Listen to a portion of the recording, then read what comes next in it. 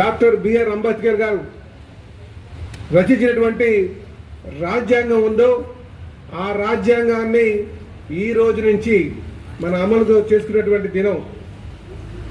అది మన పార్లమెంట్ ఆమోదించినటువంటిది, అమల్లోకి తెచ్చినటువంటి దినంగా మనం భావించాలని చెప్పి ఈ సందర్భంగా తెలియజేస్తున్నాం. మరి ఈ రాజ్యాంగాన్ని ముఖ్యంగా ఈ ఎలక్షన్ ఏదైతే ఉందో ఎలక్షన్ని ఒక పద్ధతి ప్రకారంగా తీసుకెళ్ళడానికి నిన్న ఏదైతే జనవరి 25 ఉందో దాన్ని ఓటర్స్ డేగా, election commission of India formation డేగా మనం భావిస్తాం.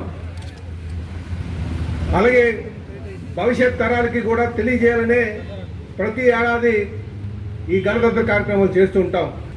ఎవరైతే మన రాజ్యాంగాన్ని గౌరవిస్తారో వారు రాజకీయంగా ఎదిగిన తర్వాత ఆ హక్కుల్ని కాలు రాసే విధంగా ప్రవర్తించకూడదు. ఇది ముఖ్యంగా అందరూ గమనించాలి, ప్రజలు మరీ గమనించాల్సిన అవసరం ఉంది.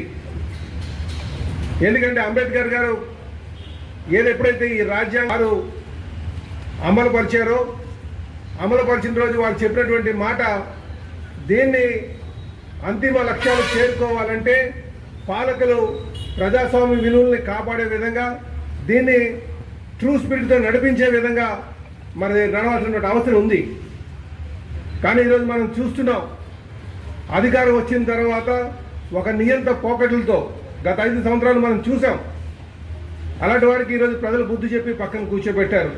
భవిష్యత్తులో కూడా ఎవరైనా సరే రాజ్యాంగ హక్కులు కానీ, ప్రాథమిక హక్కులు కానీ, చట్టాలతో మనకి ఇచ్చినటువంటి లీగల్ రైట్స్ కానీ ఎవరైనా కాలు రాస్తే వారికి ఖచ్చితంగా బుద్ధి చెప్పాల్సినటువంటి అవసరం ఉంటుంది. గతంలో తెలుసుకున్నటువంటి విషయం కూడా మనం గమనించాలి.